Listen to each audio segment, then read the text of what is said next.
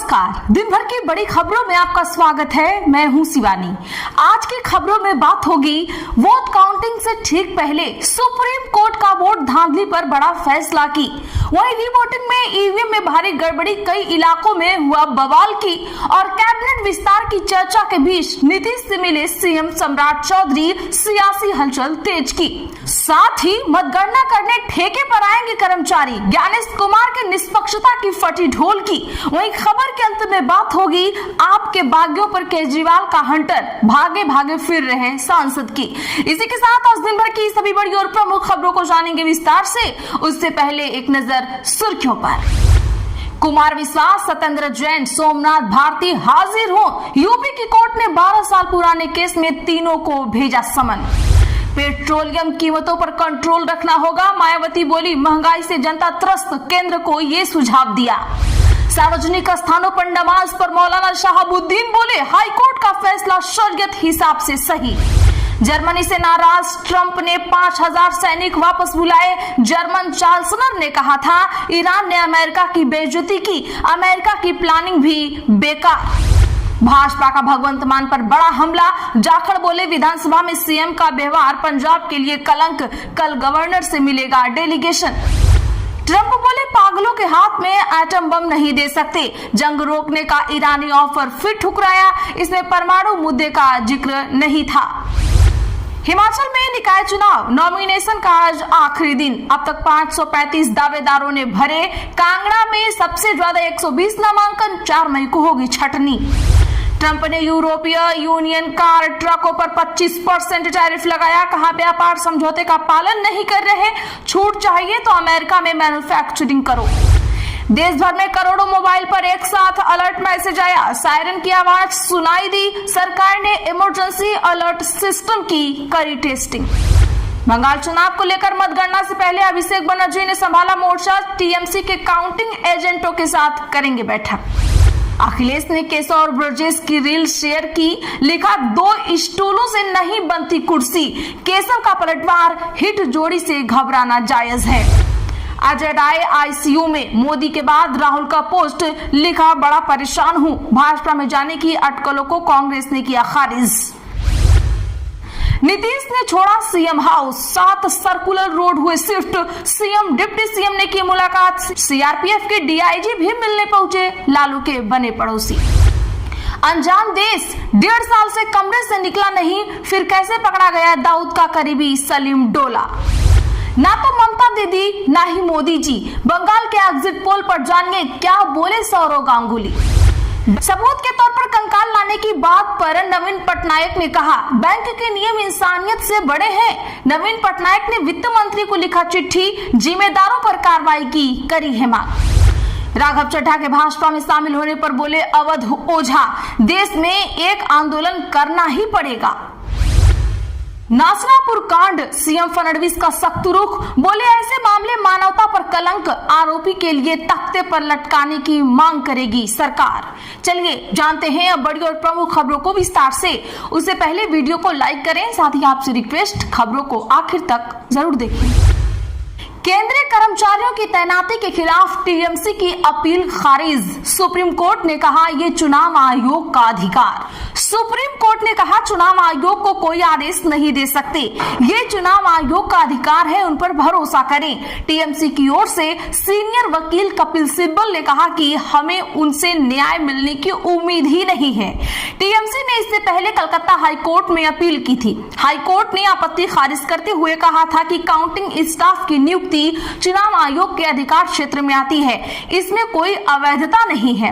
आपको बता दें कि बंगाल में 23 और 29 अप्रैल को 2 फेज में चुनाव हुए हैं और रिजल्ट 4 मई को आएगा। बता दें कि चुनाव आयोग ने 13 अप्रैल को एक सर्कुलर जारी किया था, जिसके अनुसार मतगणना की हर टेबल पर सुपरवाइजर या असिस्टेंट में से कम एक कर्मचारी केंद्र सरकार या पब्लिक सेक्टर का होना अनिवार्य है। अब टीएमसी का आरोप है कि केंद्र सरकार के कर्मचारी बीजेपी के प्रभाव में काम कर सकते हैं, इसीलिए राज्य सरकार के कर्मचारियों की भी नियुक्ति की जाए। टीएमसी ने यह शिकायत चुनाव आयोग से भी की थी। बंगाल में रिवोटिंग के दौरान ईवीएम में भारी गड़बड़ी, ईसी ने 165 अतिरिक्त काउंटिंग ऑब्जर्वर भेजे।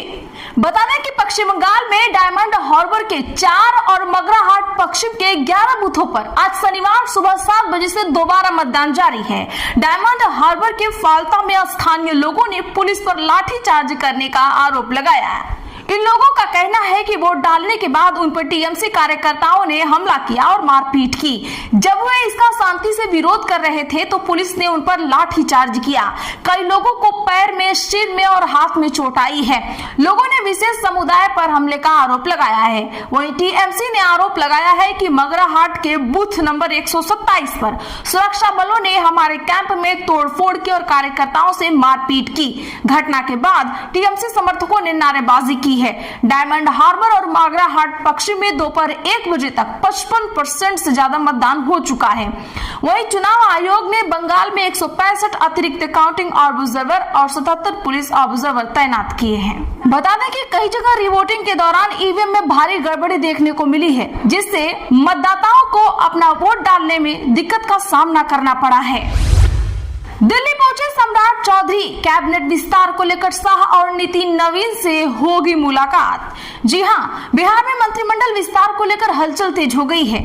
आज सम्राट चौधरी ने नीतीश कुमार से मुलाकात की, जहां दोनों के बीच करीब 20 मिनट तक बातचीत हुई है, जिसमें कैबिनेट विस्तार पर भी चर्चा हुई है। सूत्र बता रहे हैं कि सम्राट चौधरी दिल्ली पहुंचे हैं, जहां उनकी पार्टी अध्यक्ष नितिन नवीन और अमित शाह से मुलाकात हो सकती है। दिल्ली रवाना होने से पहले मुख्यमंत्री सम्राट चौधरी जेपी गंगा पथ पहुंचे, जहां उन्होंने चल रहे सौंदर्यीकरण कार्य का निरीक्षण किया। उनके साथ प्रधान सचिव समेत सीनियर अधिकारी भी मौजूद रहे। बता दें कि जदयू के राष्ट्रीय कार्यकारी अध्यक्ष संजय झा पहले से ही दिल्ली में मौजूद हैं। कल शुक्रवार को संजय झा ने नितिन नवीन से मुलाकात भी की थी।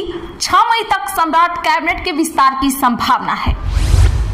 शुभेंदु ने मतगणना में संविदा कर्मियों की तैनाती पर उठाए सवाल, चुनाव आयोग से हस्तक्षेप करने की करी मांग। दरअसल पश्चिम बंगाल में 4 मई को होने वाली मतगणना से ठीक पहले सियासी माहौल गर्मा गया है। पिंगला और दासपुर विधानसभा क्षेत्रों में मतगणना ड्यूटी के लिए संविदा और अस्थायी कर्मचारियों की तैनाती को लेकर विवाद खड़ा हो गया है। राज्य विधानसभा में नेता प्रतिपक्ष और भाजपा उम्मीदवार शुभेंदु अधिकारी ने इसे लोकतांत्रिक प्रक्रिया की निष्पक्षता पर गंभीर खतरा बताते हुए चुनाव आयोग से तत्काल हस्तक्षेप करने की मांग की है। अधिकारी ने सोशल मीडिया प्लेटफॉर्म एक्स पर पोस्ट करते हुए आरोप लगाया है कि मतगणना जैसे अत्यंत संवेदनशील कार्य में जीविका सेवक, सहायक और संविदा डाटा एंट्री ऑपरेटर जैसे कर्मियों को तैनात करना चिंताजनक है।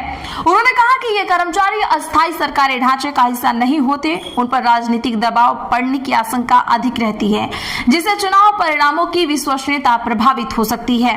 उन्होंने विशेष रूप से पिंगला और दासपुर विधानसभा क्षेत्रों के जारी आदेशों का हवाला देते हुए कहा कि कई संविदा कर्मियों को मतगणना और संकलन टीमों में शामिल किया गया है।